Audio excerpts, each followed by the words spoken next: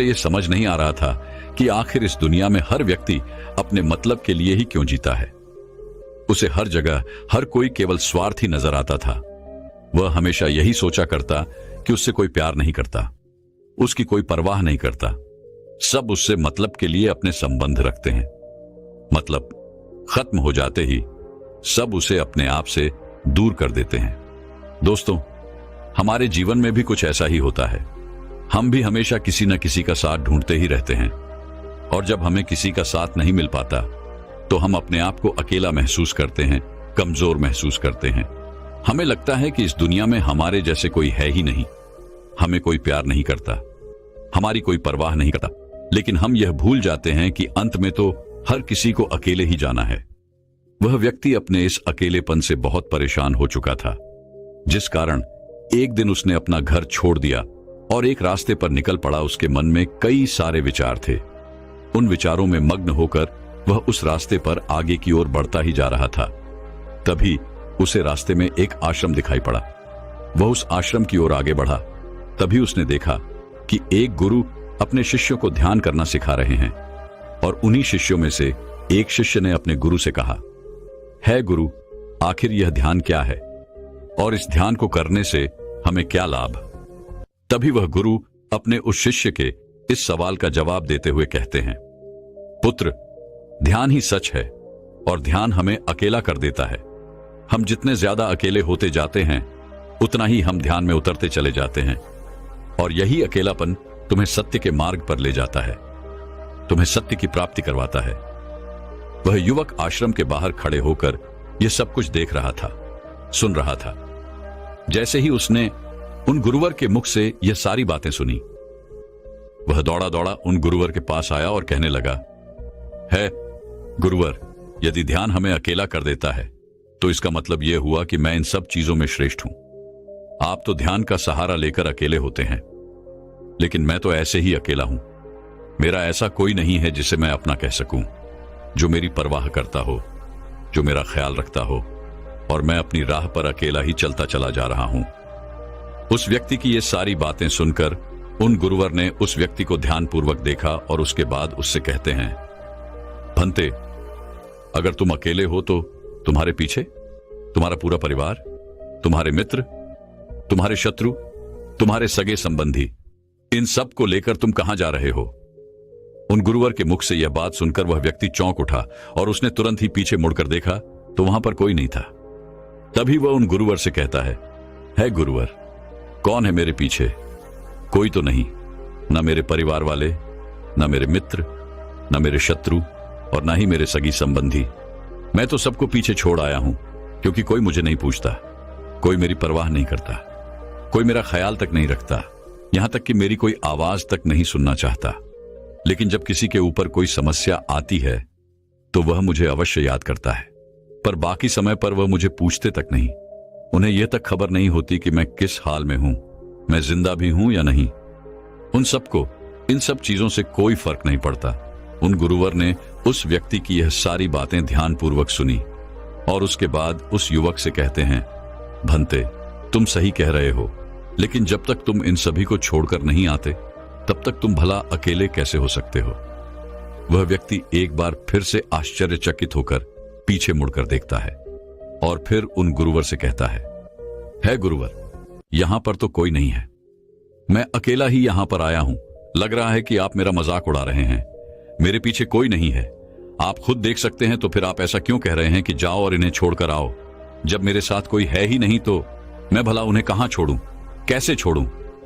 उस युवक की ये सारी बातें सुनकर वह गुरुवर मुस्कुराने लगे और उस युवक से कहते हैं, भंते, आखिर तुम मुझसे क्या चाहते हो? इस पर वह युवक उन गुरुवर से कहता है गुरुवर, मैं आपका शिष्य बनना चाहता हूं, मुझे कोई साथी चाहिए, मुझे अपना शिष्य बना लीजिए, मैं जीवन भर आपका आभारी रहूंगा।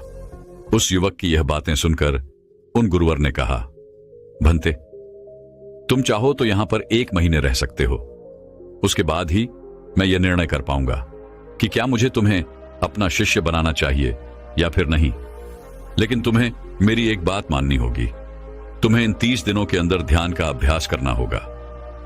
अगर तुम ये कर सकते हो तो तुम यहां पर अगले 1 महीने के लिए रुक सकते हो, अन्यथा तुम्हारे लिए यहां पर कोई जगह नहीं। उस व्यक्ति ने काफी सोच विचार कर उन गुरुवर से कहा, है गुरुवर, आप जैसा कहेंगे मैं वैसा ही करूंगा। आप चाहते हैं कि मैं इन 30 दिनों में ध्यान का अभ्यास करूं, तो मैं यह करने के लिए तैयार हूं। उस व्यक्ति ने उन गुरुवर की बात मान ली और आश्रम में ही रुक गया। अगले दिन सुबह सुबह वह गुरुवर उस व्यक्ति के पास आए और उस व्यक्ति से कहने लगे, भंते, तुम किससे बात कर रहे हो? तुम्हारा ध्यान कहां है? इस पर वह व्यक्ति जवाब देते हुए कहता है गुरुवर, मेरे साथ तो कोई नहीं है, मैं भला किससे बात करूंगा, मैं तो अकेला हूं। तभी वह गुरुवर उस व्यक्ति से कहते हैं, ठीक है, लेकिन अब ध्यान लगाओ, क्योंकि तुमने मुझे वचन दिया था कि इन 30 दिनों में तुम ध्यान का अभ्यास करोगे। उन गुरुवर के कहने पर वो व्यक्ति ध्यान करने बैठ जाता है, लेकिन पहले दिन उसे ध्यान करने में बहुत तकलीफें आती हैं, बहुत सारी परेशानियों का सामना करना पड़ता है। यहां तक कि वो ढंग से लगातार बैठ भी नहीं पा रहा था। उसके पैर मानो सुन्न से हो जाते और उसका पैर मानो काम करना ही बंद कर देता। ये सारी बातें वह गुरुवर देख रहे थे। तभी उन गुरुवर ने उस व्यक्ति से कहा, बनते, तुम जितना देर चाहो उतना देर बैठ सकते हो। ये ऐसा कोई जरूरी नहीं है कि तुम एकाएक लगातार बैठे ही रहो। यदि तुम्हें थोड़ी तकलीफ है तो तुम उठ सकते हो, टहल सकते हो और फिर आकर बैठ सकते हो। इतना कहकर वह गुरुवर वहां से चले गए। अगले दिन सुबह सुबह फिर वह उस व्यक्ति के पास आए और उस व्यक्ति से कहने लगे, भंते कौन है, किससे बातें कर रहे हो, कोई आया है क्या? उन गुरुवर की इस बात का जवाब देते हुए वह व्यक्ति उन गुरुवर से कहता है गुरुवर, यहां पर तो कोई नहीं है, आप खुद देख लीजिए, मैं भला किससे बातें करूंगा। तभी वह गुरुवर एक बार फिर उस व्यक्ति से कहते हैं, चलो ध्यान का अभ्यास करो। तभी वह व्यक्ति उन गुरुवर से कहता है गुरुवर, क्या केवल आंखें बंद करके बैठ जाना, इसे ही ध्यान कहते हैं? अगर इसे ही ध्यान कहते हैं तो यह तो बड़ा ही आसान है और इसे तो कोई भी कर सकता है, केवल आंखें बंद करके बैठना ही तो है। इसका जवाब देते हुए वह गुरुवर उस व्यक्ति से कहते हैं, भंते, केवल आंखें बंद करके बैठ जाना इसे ध्यान नहीं कहते। ध्यान करने के लिए तुम्हें अपने मन को एकाग्र करना होगा, अपने मन को किसी एक चीज पर लगाना होगा। वह कोई भी चीज हो सकती है, बाहर की कोई आवाज या तुम्हारे भीतर से आने वाली ये सांसें, इन सांसों के अंदर और बाहर होने की आवाज। तुम ऐसी किसी भी चीज पर ध्यान लगा सकते हो जो लगातार वर्तमान समय में घट रही है, ताकि तुम्हारा पूरा ध्यान उस चीज पर एकाग्र हो और तुम्हारा ध्यान कहीं भी भटके नहीं, जिस कारण तुम उस पर ध्यान लगा पाओगे। और एक बात और याद रखना, जब तुम उस चीज पर ध्यान लगाओगे तो तुम्हारा ध्यान हटना नहीं चाहिए। इतना कहकर वह गुरुवर वहां से चले गए।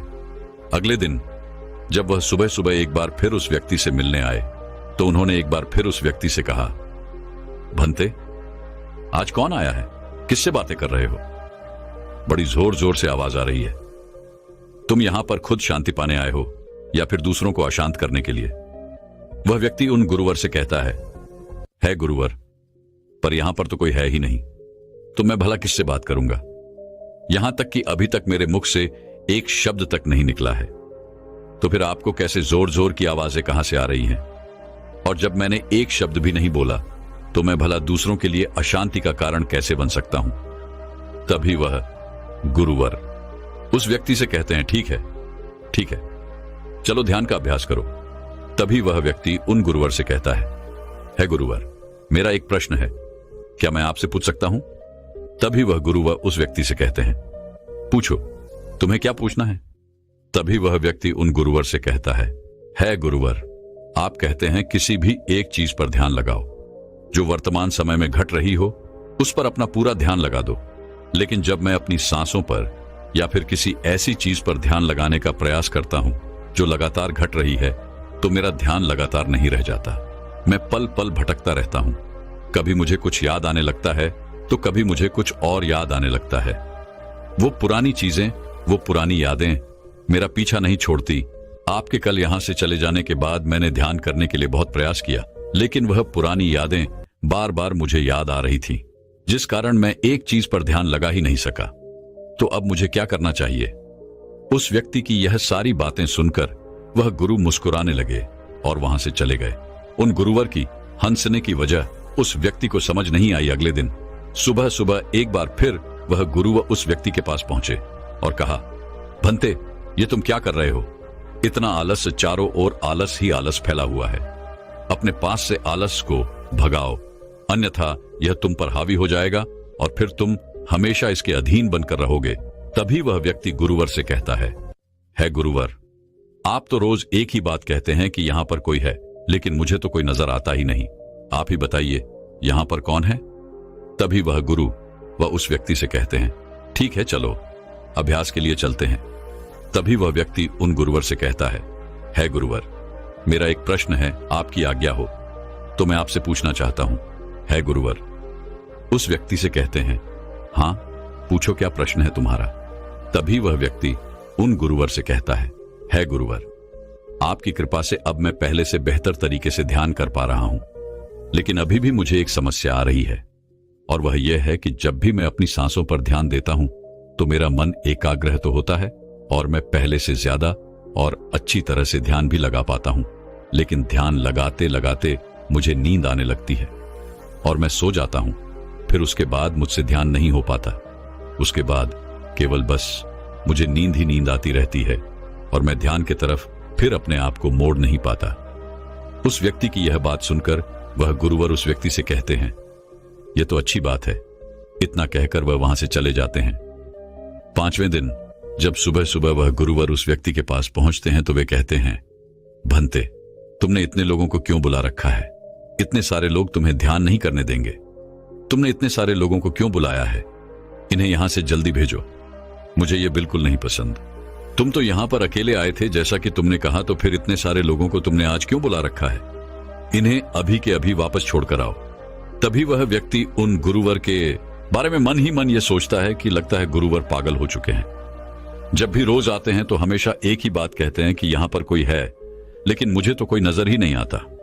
बड़ी विनम्रता से उन गुरुवर से कहा, है गुरुवर, शायद आपकी आंखें जो देख पा रही हैं वह मैं नहीं देख पा रहा हूं।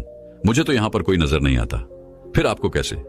यहां पर लोग ही लोग नजर आ रहे हैं। फिर गुरुवर उस व्यक्ति से कहते हैं, अच्छा ठीक है, चलो अब ध्यान का अभ्यास करते हैं। तभी वह व्यक्ति उन गुरुवर से कहता है गुरुवर, मुझे ध्यान के वक्त नींद आती थी।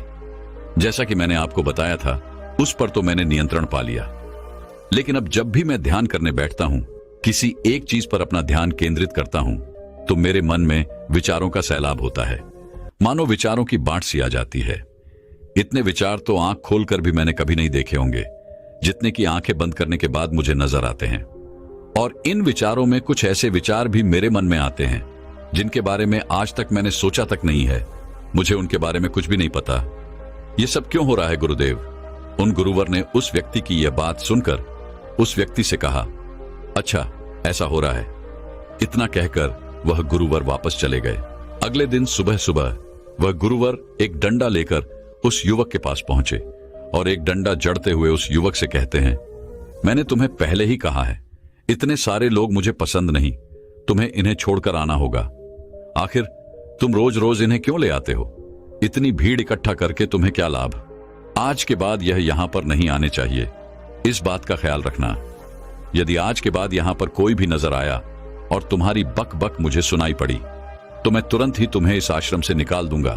तभी वह व्यक्ति बड़ी विनम्रता से उन गुरुवर से कहता है गुरुर, मुझे तो यह समझ नहीं आता कि मुझे कोई नजर ही नहीं आता, लेकिन आप रोज एक ही बात कहते हैं कि यहां पर मैंने भीड़ इकट्ठी कर रखी है।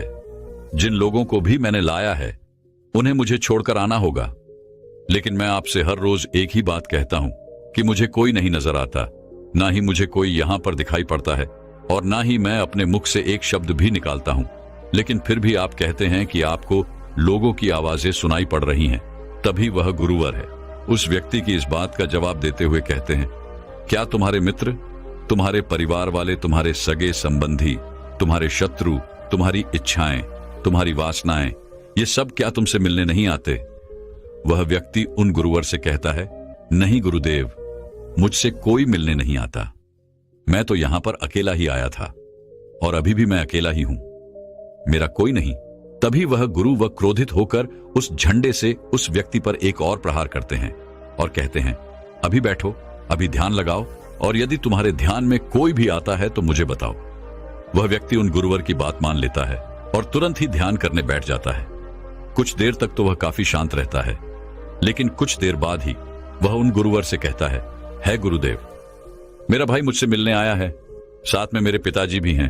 दोनों बहुत दुखी हैं क्योंकि मैं उन्हें छोड़कर यहां जो चला आया हूं, मेरे भाई की तबीयत भी कुछ ठीक नहीं लग रही। वह मुझे बुला रहे हैं। मेरे बड़े भाई की पत्नी अर्थात मेरे भाभी मेरे बड़े भाई के साथ अच्छा व्यवहार नहीं कर रही, और तो और मेरी प्रेमिका भी आई हुई है। वह मुझसे पूछ रही है कि क्या तुम मुझसे शादी करोगे या फिर मैं किसी और से शादी कर लूं। वह भी बहुत दुखी नजर आ रही है। और इतना ही नहीं, मेरे कुछ मित्र भी पीछे खड़े हैं जिनसे मैंने कुछ कर्जे लिए थे। आज वो मुझसे अपना कर्जा मांगने आए हैं, मुझे धोखेबाज कह रहे हैं, मुझे अपशब्द बोल रहे हैं, और वो साथ में मेरे कुछ शत्रुओं को भी लाए हैं। लेकिन मेरे शत्रु मुझे मारना नहीं चाहते। वह तो यह कह रहे हैं कि तू तो पहले से ही मरा हुआ है, तुझे और क्या मारना। इतना कहकर वह व्यक्ति कुछ देर के लिए शांत हो गया, लेकिन उसी के बाद फिर कुछ देर बाद वह एक बार फिर से उन गुरुवर से कहने लगा है, गुरुवर, अब मेरे पास एक बहुत बड़ा घर है, इसे मैंने खरीद लिया है। मैं, मेरे पिता, मेरी माता, मेरा भाई, मेरी भाभी सभी इसमें बहुत मिलजुल के रह रहे हैं। हम बहुत खुश हैं। मैं अब अपने मित्रों से अत्यधिक अमीर हूं। मेरे पास बेशुमार धन दौलत है, और तो और मैंने अपनी प्रेमिका से शादी भी कर ली है और इसका जश्न मना रहे हैं। इतना कहकर वह व्यक्ति एक बार फिर शांत हो गया और फिर कुछ देर बाद और फिर एक बार उन गुरुवर से कहता है गुरुवर, मुझे कोई मारने का प्रयास कर रहा है। लगातार वो मुझ पर प्रहार कर रहा है। मैं उसका चेहरा देखने का प्रयास कर रहा हूं, लेकिन मुझे उसका चेहरा नजर नहीं आ रहा। इतना कहते कहते वह उन गुरुवर से कहता है, गुरुदेव, ये तो आप हैं जो मुझे मार रहे हैं और यह भी कह रहे हैं कि इतनी भीड़ को लेकर क्यों आए हो और इन्हें लेकर कहां जा रहे हो। मेरे साथ तुम्हें अकेले ही चलना होगा। इतना कहकर